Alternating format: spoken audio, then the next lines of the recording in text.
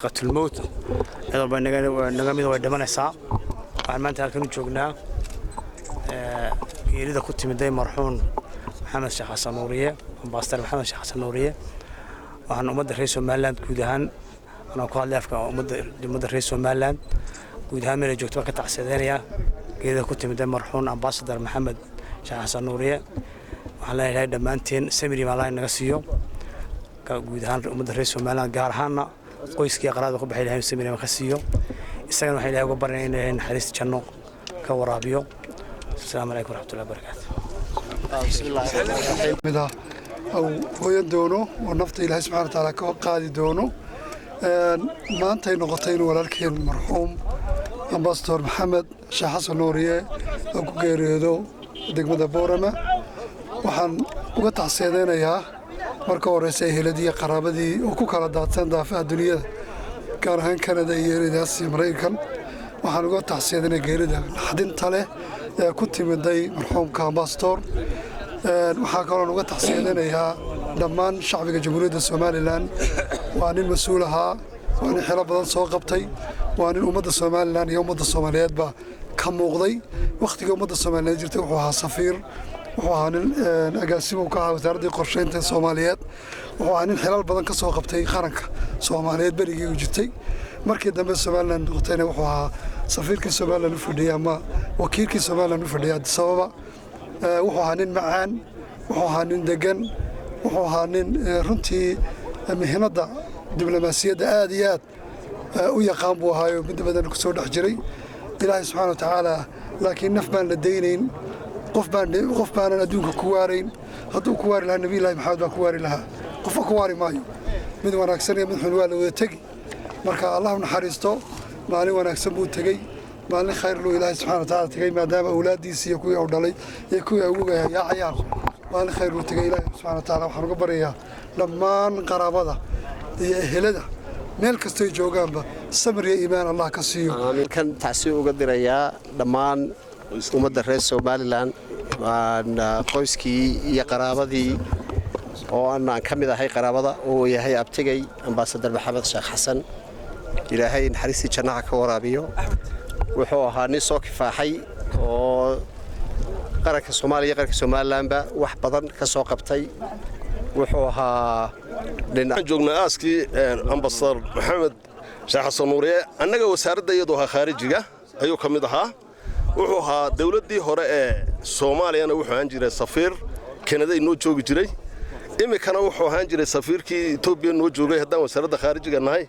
annaga qoys ahaan buu noo staamanayaa waayo wasaaradda iyadoo kamid ahaa dee haddana xaqii baa yimiday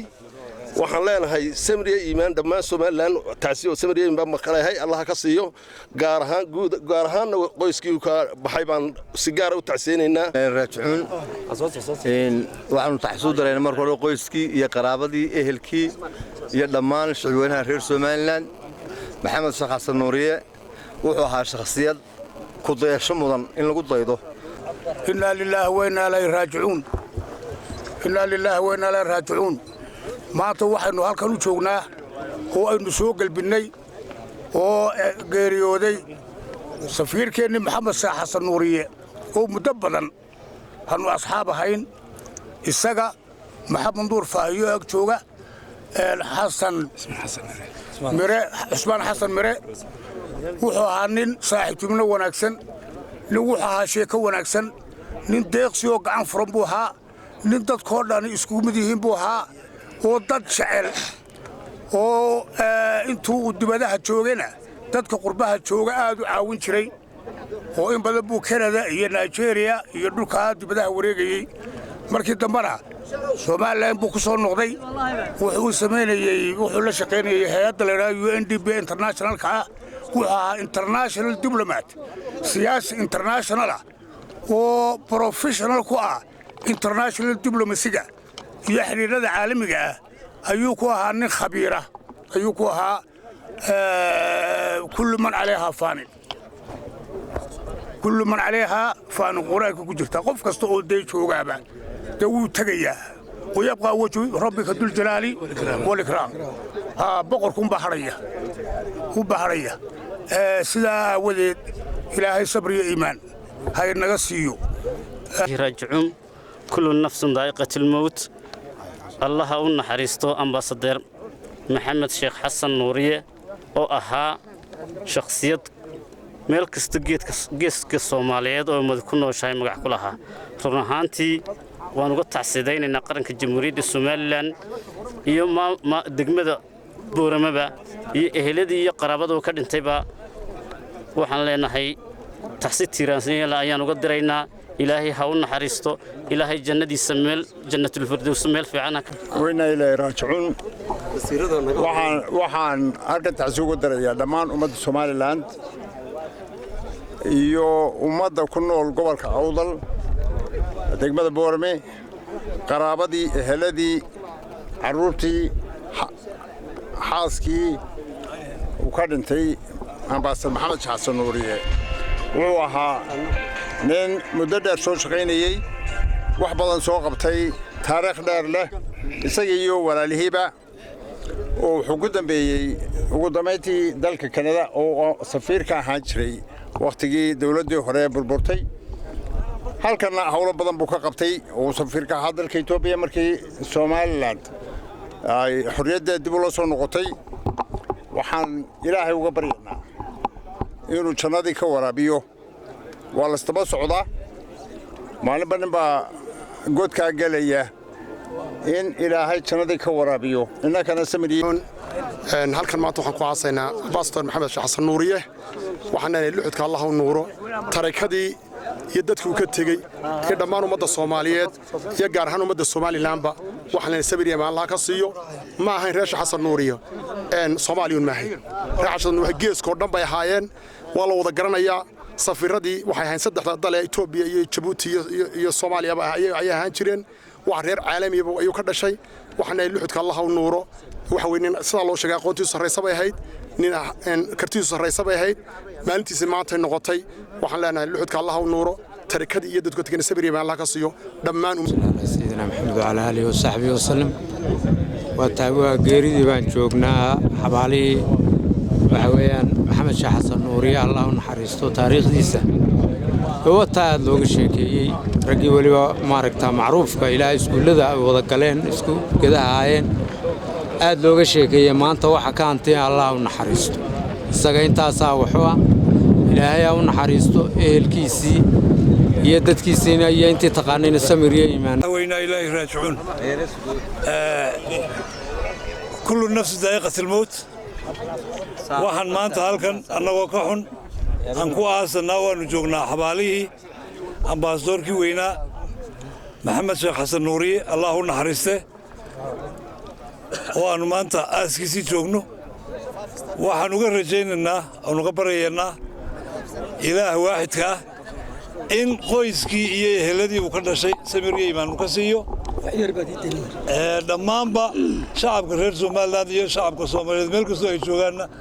waan uga tacsiyeynaa in ilaahay samiriye iimaan naga siiyo isagana naxariistii janno ka waraabiyo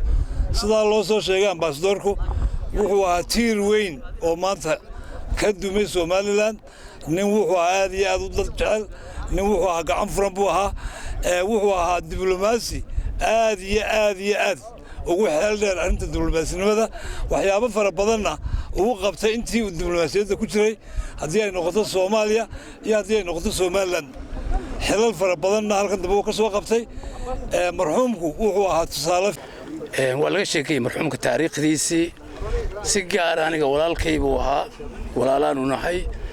waxaan ilaahay uga baryaa naxariistii janno inuu ka waraabiyo taariikh hore looga sheekeeyay waxa ilaahay aan aad uga baryaa sabir iyo iimaan inuu naga siiyo dhammaan shacbiga Somaliland meel kasta ay joogaan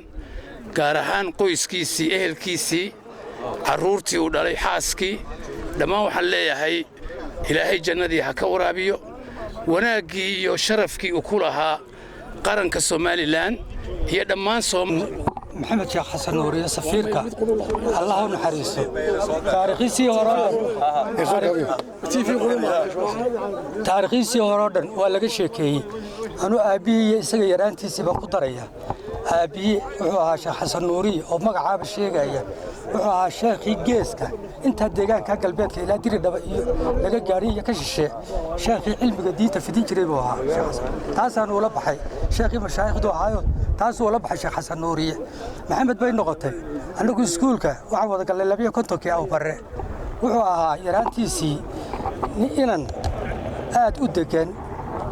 caqli badan dadaal badan kaftan badan bulshadeeda dhexdeeda ka muuqda ayuu ahaan jiray Allahu naxariis nin kastoo maanta halka taaganaya inta dambe maalin waa dhalanayo maalin waa la dhimanayo waa intii badneed waa la yiri taariikhdiisa anigu waxaan ku darayaa waxa weeye horta waan soo wada shaqayn jirnay marka qorsheynta joogno waan soo wada shaqaynay Kanada waan wada joognay Mareykanka waan wada joognay halkanna dadka laga taxsiidayna dadkii ugu dhawaabaa ويجي ورثوا أنا هذا الشيخ وغني بدي هرجيسة يا معلوك تجيبه لما كانوا وحلاها هاي لما أنت لبا ريمودون لا soo kulbay labadiiba oo wanaagiisa ku qiraayo oo mid ay tahay tii abaartii waxa ninkii ugu horeeyay ee deeq lacageed subaxdii aan abaarta ku dhawaaqnay bixiyay buu ahaa ilaahay in la sheegana ma aha waliba hay sheegina buu yidhi laakiin waan sheegaynaa maanta waan sheegaynaa qofkii ugu horeeyay ee $1,000 intuu jeebkiisa ka soo saaray abaartii ku bixiyay waxa aan gudida ku wareejinay talabaad hawlihii gobolka xilligii aan joogay ka socday runtii aniga wuxuu ahaa markaan u tago cidda talada wanaagsan iyo